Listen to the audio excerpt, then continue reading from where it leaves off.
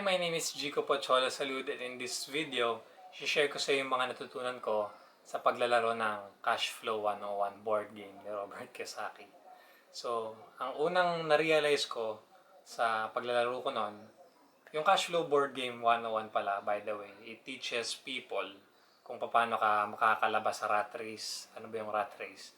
Yun yung ah, transitioning yourself from active income earner to become a passive income earner. Yung passive income earner, ito yung mga tao na kahit hindi sila mag-work, kumikita sila ng pera. Passive, meaning uh, money comes in kahit na hindi sila nag-work. O kaya parang ano na siya parang mga more pag nagpapaupa ka, ganyan, di ba? May rentals ka na nakukuha. Pero yung gusto ko i-share sa inyo yung natutunan ko, yung mga realization ko nung naglaro ako ng board game. No? Yung first na na-realize ko, kailangan meron ka munang trabaho.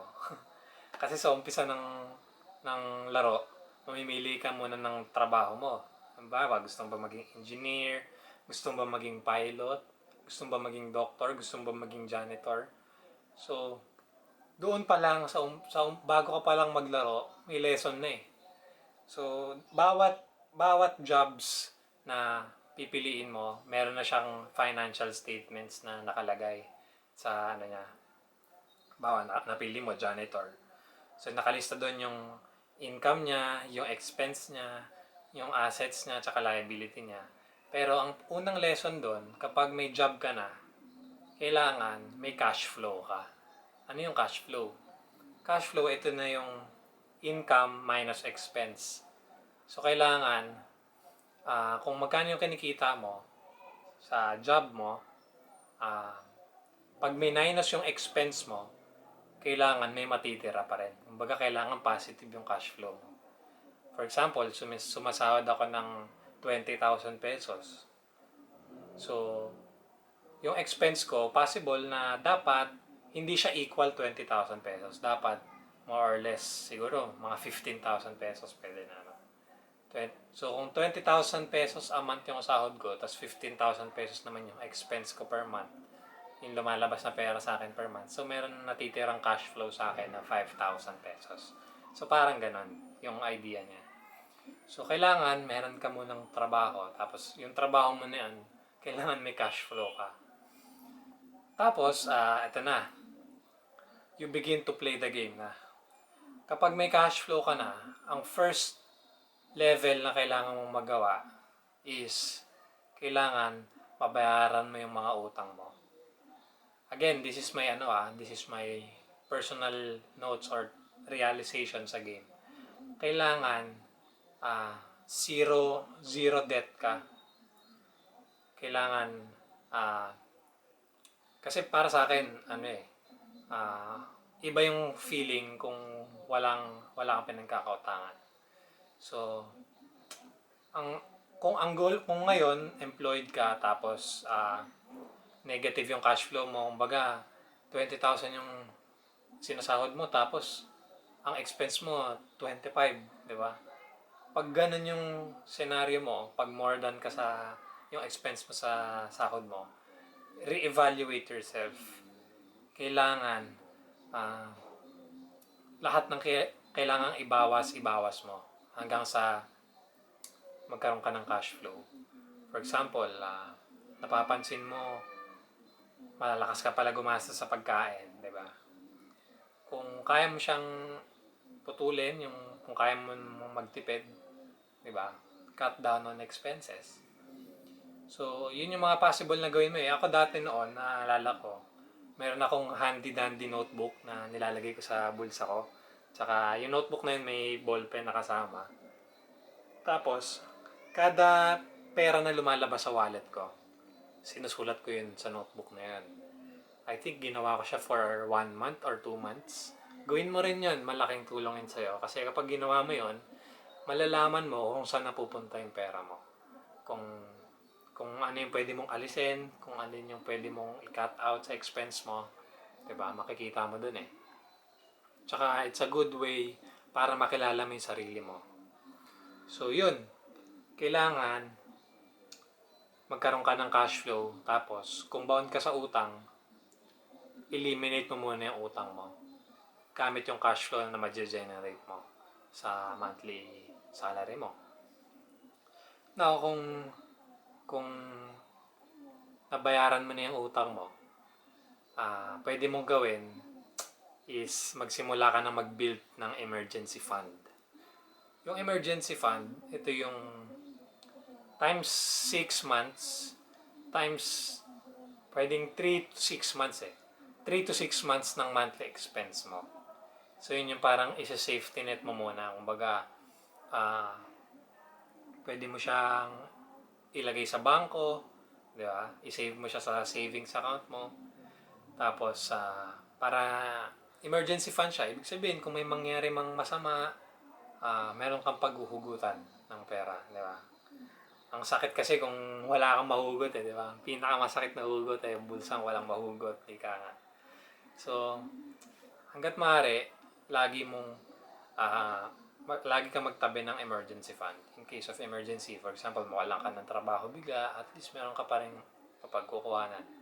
Kaya may calamity na dumating, hindi natin masabi diba? So yun, again, ito na yung parang ina-apply ko na siya sa real life yung mga natututunan ko kay Rich Dad, diba? And yung formula na natutunan ko, hinahalo-halo ko na yung mga learnings ko, no? Natutunan ko tong abundance formula sa book naman ni Brother Bo. Yung 10-20-70 na formula niya. Actually, 100-10-20-70 yun. 100% ng potential mo, yun yung gagamitin mo para mag-earn ka ng income. Yung 10% ng income mo, ibibigay mo sa Diyos, ibigay sa Lord. 20%, pwedeng hatiin mo yung 20% 10% pang bayad mo muna ng utang, tapos 10% pwedeng pang build mo na ng emergency fund. Pero kapag natapos mo na yung utang mo, yung 20%, pwedeng i-build mo na yung emergency fund mo. Yung 10% doon pang build ng emergency fund, then 10% pang business or investment. And yung 70%, doon ka lang mabubuhay. You live 70%, diba? Yun na yung gagamitin mo pang expense hanggang sa sumahod ka na ulit.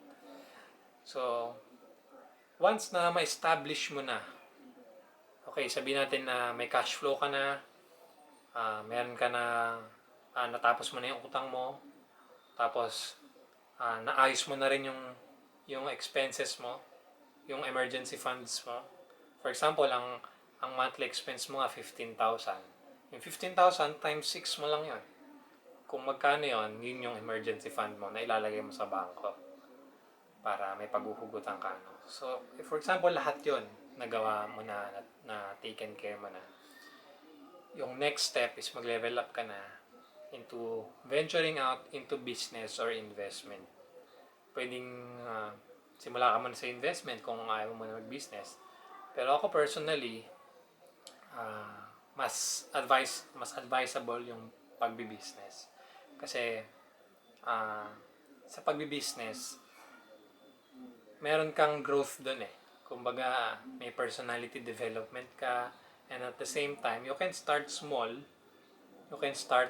kapag magbi-business ka, and eventually palaguin mo yung business mo. Tapos pwede mo rin siyang makontrol. Mas may control ka kasi kapag sariling business mo, or kung ikaw yung magsisimula ng business. Kumpara kung investor ka. Kapag investor ka kasi okay din, maglalagay ka lang ng pera, tapos passive income siya. Pero in my point of view, sa investment kasi maganda siya kung titingnan mo siya na long term Kumbaga, hindi mo siya kaagad mararamdaman. For example, yung stocks, 'di ba? Kailangan consistent ka maglalagay doon ng money. Consistent ka maglalagay. Tapos parang siguro hindi mo siya withdrawin agad parang possible pang retirement fund mo siya. 'Di ba? Yung business naman, pwede kang mag-start small din.